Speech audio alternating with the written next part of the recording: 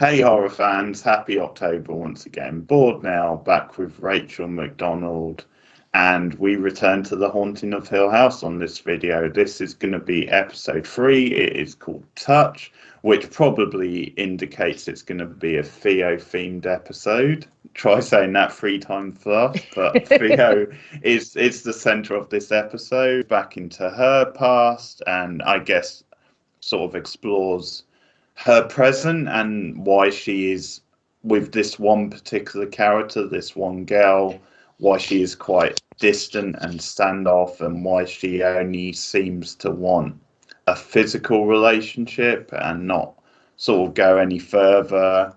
And again, we see some, I think, very interesting stuff with her at Hill House in the past. And I think again we see different sides to Theo, which is really good stuff. And I think this might be my favourite episode so far of the 3. I think it's really good stuff. And Theo, certainly from the last time I watched this show, I remember Theo being certainly up there for my favourite character, maybe my favourite. I think she's a very interesting and rich kind of, modern character. And obviously it's good that they delve into her sexuality, but also, yeah, what a challenging sort of character she can be. And again, a bit like Sherry, we see her subtle side as well. And there's some very dark stuff in this episode with Theo as well, and what she has to go through in her job, which is, again, similar sort of job maybe, where she's like a child therapist. And she obviously deals with like foster children. And we're going to get into it, but there's one particular harrowing case with her in this episode. So, yeah, what did you think of this episode? So yeah, this one definitely picked up from the last one. Theo is a character who is very, very easy to like. She is one of the most popular Crane siblings, if not the most popular one. I think she and Luke tie for most popular Crane sibling in the fandom, and it's easy to see why. She's a great character. Being LGBTQ obviously helps, and the fact that they, like you were saying, they delve into her sexuality and they show her having like her commitment issues. I think younger Theo is also a very interesting character. She's the middle child, so I think she does have a bit of middle child syndrome going on. She's obviously a bit overlooked because she just kind of sits in the middle of the family.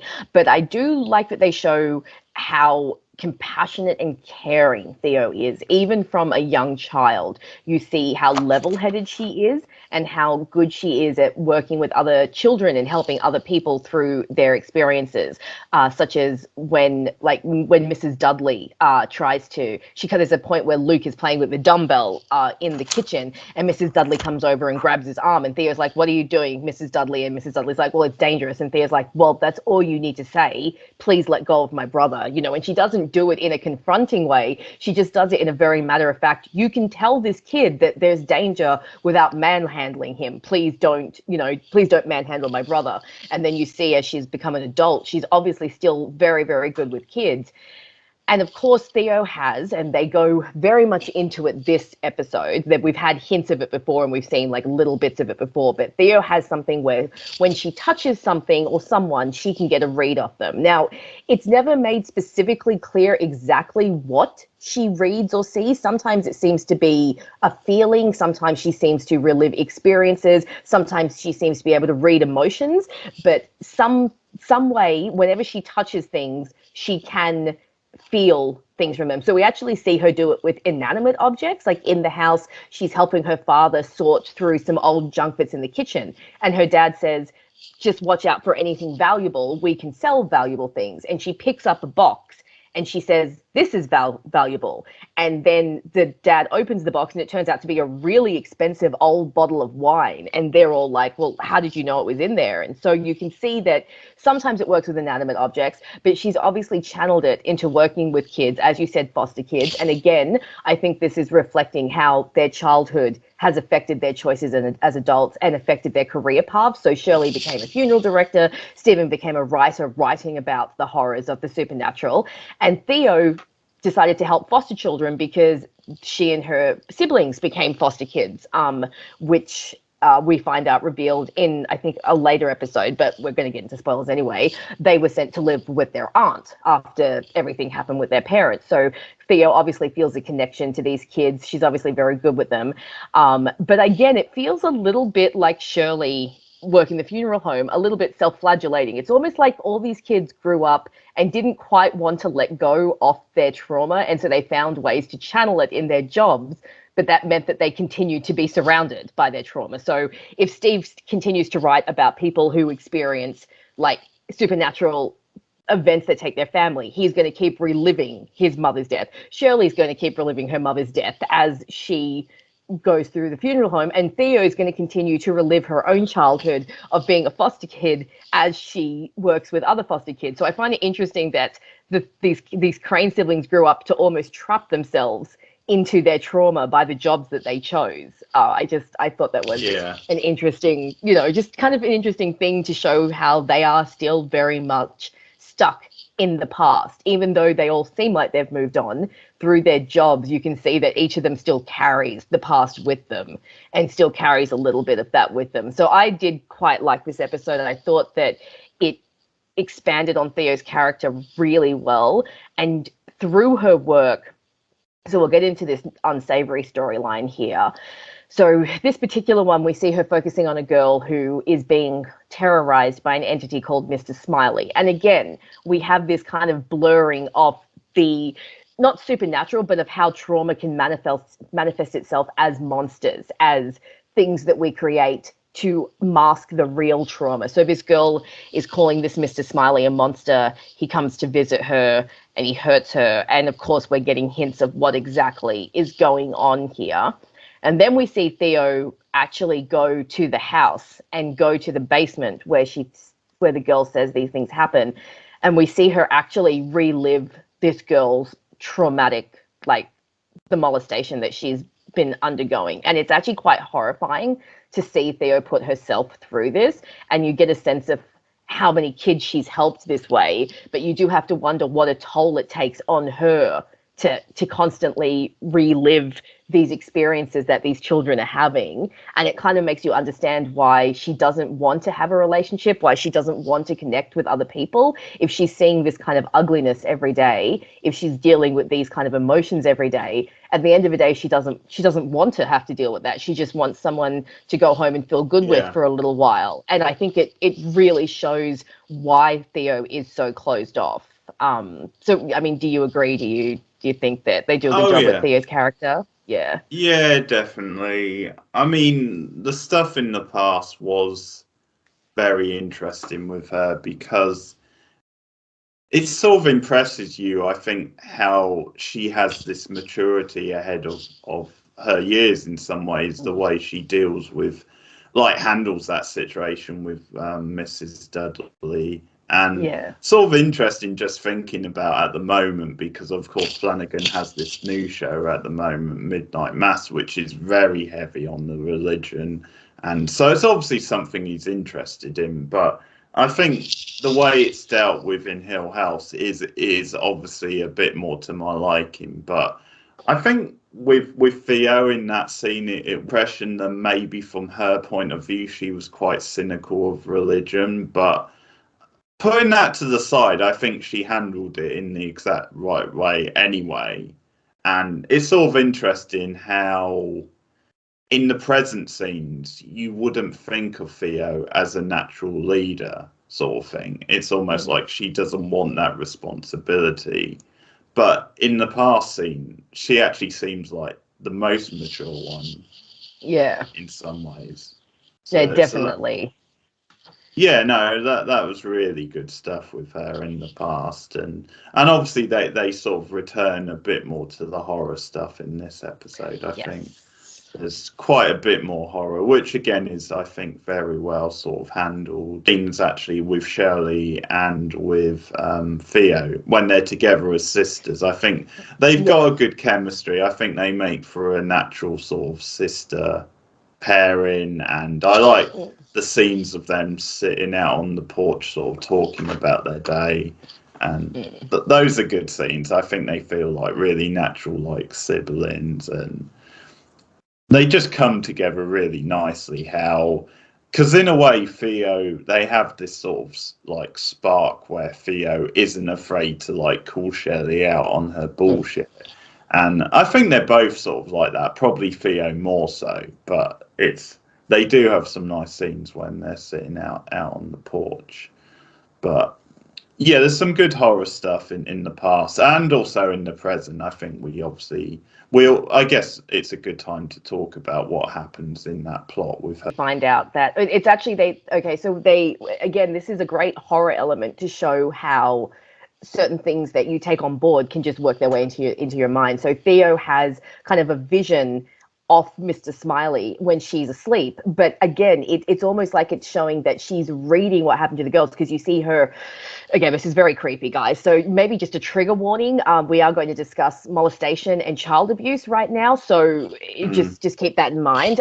But you see the covers coming off Theo almost to indicate that this is what happened to the girl, with the monster coming into her room and removing the covers. And then she actually sees a physical manifestation of Mr. Smiley at the end of her bed. And that, I remember the first time I watched this series, that was a jump scare that actually really did get to me. Because it just, again, Flanagan is so good at building tension that he actually knows how and when to insert a good jump scare so that it's actually effective. And the Mr. Smiley one was definitely effective. And so then Theo kind of wakes up and you can tell it's been a dream, and she's like, damn girl, you really got into my head.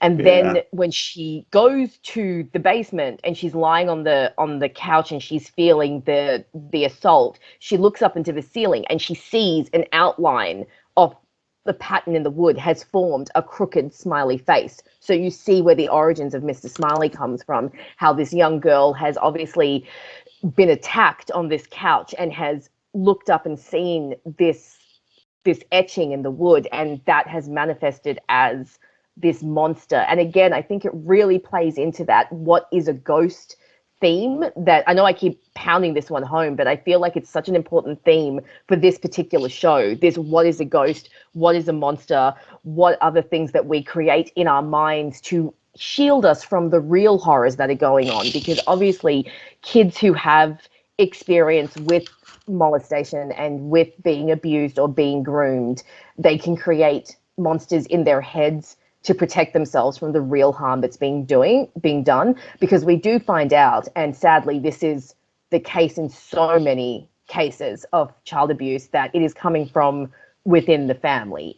We find out, we see Theo go upstairs and shake hands with the father and get this horrible cold look on her face as she realizes that it's him that's doing it. And I think that the show touching on that and deciding to bring that to light was important and also very harrowing. And obviously the Crane kids did not, thank God, did not suffer any kind of sexual abuse as children, but they did suffer trauma, and they did suffer trauma that came from their own family. So I think that Theo, maybe relates to that a little bit, but it's a very intense scene and it's a very hard scene to watch. But again, it definitely feeds into that notion of the monsters that we create in our own mind to hide ourselves from the reality. So, I mean, how did you go with that storyline? Did you find it a bit like too intense, or did you think it was done well?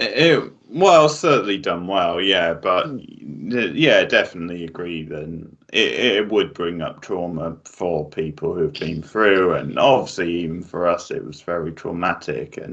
But it's obviously for the drama, it's an effective thing for Theo to go through, and it definitely opens up more complex sides to her personality involved in that, and just people obviously experiencing it on Theo's level. I think, your heart sort of goes out to them, because it's one of the toughest jobs you can have, really, and it's probably something you realistically accept when you take that sort of job. Then you're gonna come across it quite often, a decent amount of the time. I think that must be really hard, having that knowledge. Then you're gonna have to deal with this a fair amount, and obviously she deals with it in exactly the right way. But it's powerful stuff. It's unsettling stuff to watch her sort of watch this happening, and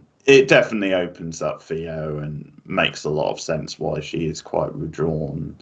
And again, really strong direction from Flanagan, because I like the overhead shot, for example, when Theo was on the couch. I thought that was really good direction. As you said, just the little detail of the thing on the ceiling was really well done and really creepy. And it's an intense scene. It's almost an uncomfortable scene to talk about, because we are going so far out of the realms of what we've seen already in this show to go into like something involving child molestation. I thought that they handled it very gracefully and didn't exploit it, and it didn't feel like it was just in there for shock value. It felt like a natural extension of Theo's character and of Theo's story, that she, like you said, when you work in this sort of field, you, unfortunately, it's a sad, horrible fact, but it's the truth, that you will come across these sort of instances of abuse, which is just horrifying. But it's interesting that the show decided to shine a light on it. But I do find it interesting that Theo, because obviously this is running, we see that this episode timeline-wise kind of runs parallel to Shirley's episode. So we're seeing what Theo's been doing in the time that what Shirley's been doing. And Theo actually goes to investigate this abuse when Nell's body arrives. So it's almost like she's using it as a deflection, she doesn't want to deal with her own grief. So she has the power to then take off her gloves and go and feel someone else's emotions. Even if they're bad emotions, she can almost hide behind this ability of hers. Like, I find this ability of Theo's very interesting. The way she uses it to help people, the way she hides behind it, the way she uses it to escape. Obviously we see her in the first episode, when she picks up the girl at the bar, she takes her gloves off while they dance so that she can feel the sensations. So I do find it very interesting the way they use Theo's gift, so to speak. And I like that in the past we see how it's starting to freak her out a little bit, when she discovers that Mrs. Dudley is scared, or when she touches her mother and gets the horrible image of what's going to happen to her mother. And I like the scene where Olivia gives her the gloves and tells her that it will help her and that she can cover up when she wants to. So giving her that choice of like, you don't always have to walk around and feel everyone's feelings. If you want to, you can shut off. And I think Theo also, she has a great speech to the little girl about building walls and how she's a great builder because she builds walls around herself to keep herself safe. And it's such a good analogy for what Theo actually does, which is to build up walls around herself and keep herself cut off from people, because her actual physical touch brings so much emotion to her. So, and of course we see again another hint of what happened that night, as we see from Theo's point of view, the father trying to take all the kids out of the house, and she touches her father and gets flashes of what happened to her mother and starts screaming, "Don't touch me, don't touch me." And it's very interesting to see how much that traumatized her, because obviously it would. She'd be getting all these images that she doesn't know how to connect in her mind, and their dad obviously didn't tell them anything. So I find Theo's gift and what they do with it very interesting, and I really like how they use it. What about you? Yeah, I agree with that. Again, the scene with the mother was very disturbing, and I mean, in a way, it's sometimes we talk about on the nose metaphors. In this sense, I think it's probably a good thing then if it is on the nose, but it's a very literal metaphor, the fact that it's to do with touch. And I do actually like the link through the past to the present with, it was actually a gift that in a way was literally given to her by her mother, obviously not in a supernatural way, but she gave her the glove. And I kind of like how that sort of connects to the present. And I think it's on another level, and this is obviously something which genre type TV and films explore anyway, but they do obviously explore the good and the bad side to having like gifts or powers in some way. So this is what this episode in many ways I think is doing with Theo, because even like if you want to boil it down to like a generic kind of superhero type premise or something, even those shows, I think any show worth its salt that's dealing with like superheroes or a sci-fi type show, I think will explore the sort of good and the bad side. It won't be as simple as, oh, they're saving the day, they're good, that sort of thing. And it won't be as simple as something which saves people is absolutely good. And obviously in this case it's going deeper because it's sort of showing that not only may it not always be good, but it may not always be good for Theo. But I think it's a powerful scene with the mother as well. The way that, because obviously that again goes to maybe why Theo is very cut off and nervous in the present, because she's one of the ones who was like most affected at the end of them leaving the house. So definitely feels very personal. So awful episode, Theo's episode. I can definitely understand why it's your favorite so far. Mine is still probably the pilot because I think it's just such a great setup and I love Steve so much. But this would be a close second. I do want to briefly just talk about the scene because we will bring this up later in a future episode when she visits Nell's corpse in the morgue and she decides to touch Nell's corpse and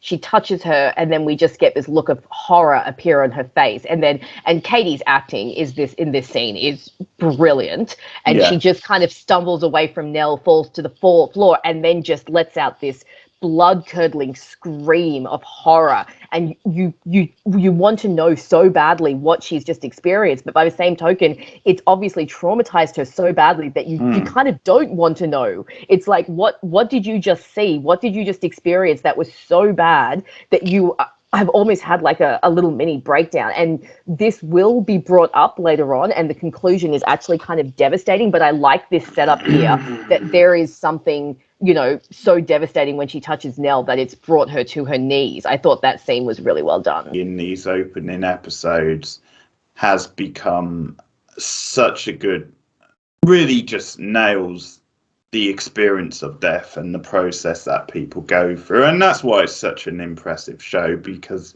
it would be easy just to make it about the horror, but obviously it's so much more than that. And I think obviously, yes, the girl's acting in this is really great because that scene and the anger. She and Shirley are sitting on the bed and she's like, and Shirley's saying, what do I tell my kids when they ask me about this? And I think Theo says something like, well, they better not ask me about this because then I'd have to tell them that I am furious. I am fucking furious at Auntie Nell for doing this. And this is the first time we actually get confirmation that the kids believe that the mother killed herself, because she said, especially Nell knows what this does to a family and why would she do this. So, but again, I mean, the reactions to Nell's death, very, very raw, very visceral.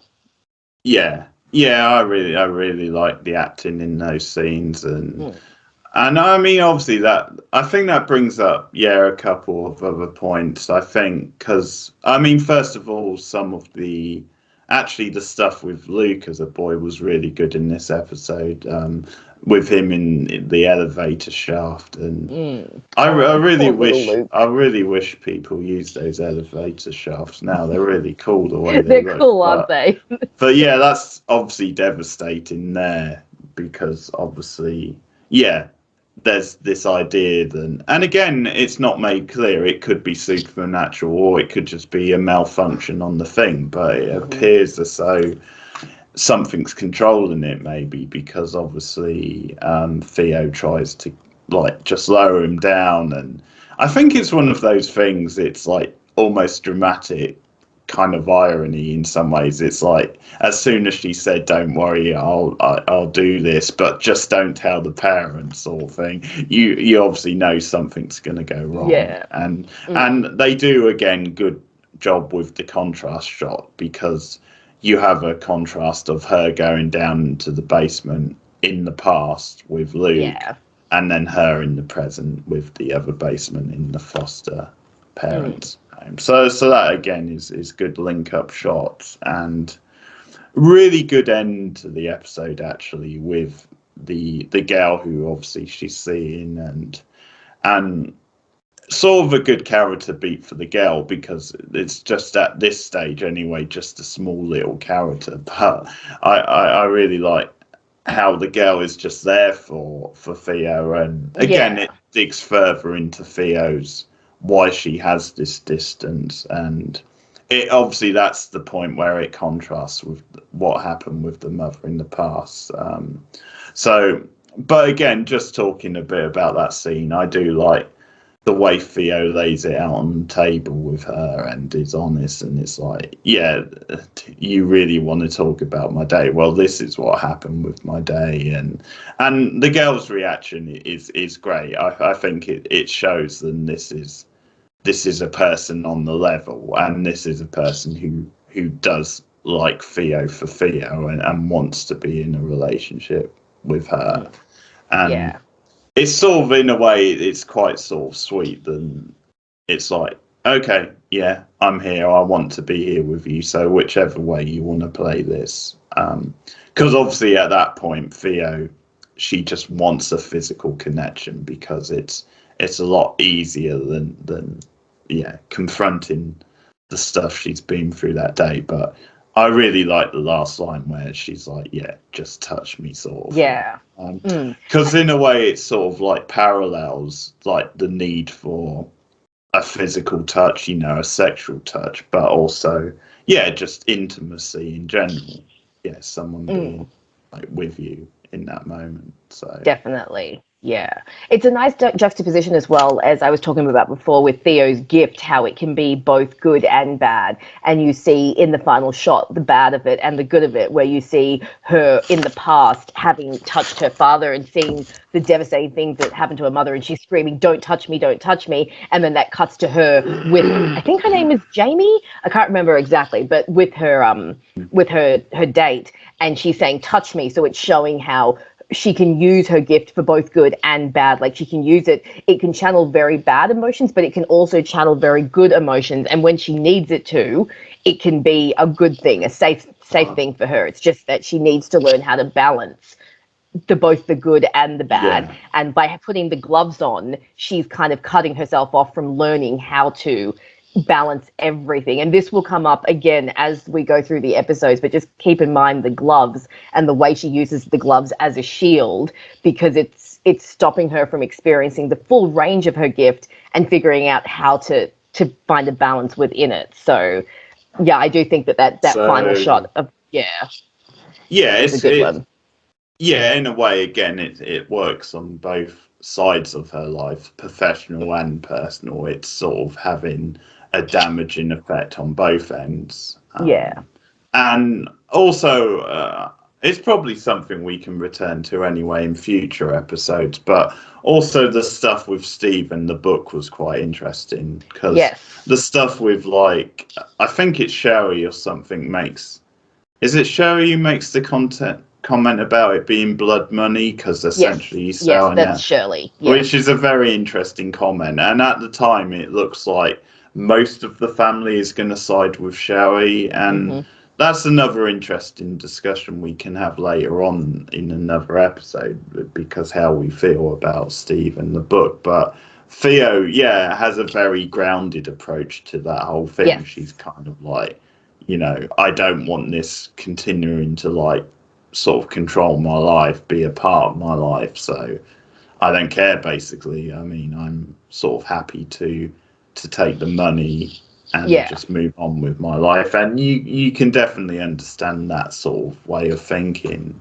and it's good as well, I think, from her point of view at least, then she used it for a PhD. And I mean, obviously there's downsides to that because of what she has to go through, but I mean, that's obviously a very noble thing for her to do, because she wants to help vulnerable kids, sort of thing. So I like that she's pragmatic about taking the money, that she sees that it is an opportunity no matter what. I think in Theo's mind it's kind of like, well, he's already done it, I might as well get something that I need out of this. And I really love the scene where Steve writes her the check and he's like, so what are you going to spend the money on? Shoes, purses, travel? And she's like, I'm going to get my fucking PhD. And it's just you go, girl. Like, She knows what she wants, because you can tell that obviously none of the siblings are thrilled that he wrote this book. Like Theo, even in this one, like points out that he got some stuff wrong, and she's like, "I'm very impressed about what you wrote about that final night, considering you didn't really see any of it, Steve."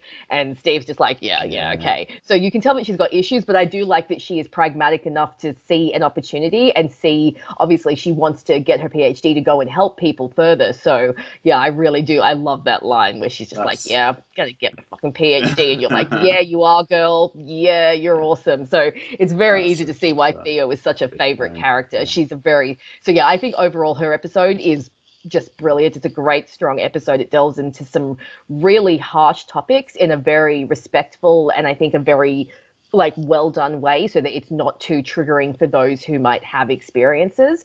And I think that Theo as a character is really interesting, and I think what they do with her character and her gift in this one overall is really great. So I think all up, this is a really, especially coming off Shirley's episode, which for me was not that enjoyable. I thought this was a great, this one really improved upon that. So overall, I love this episode.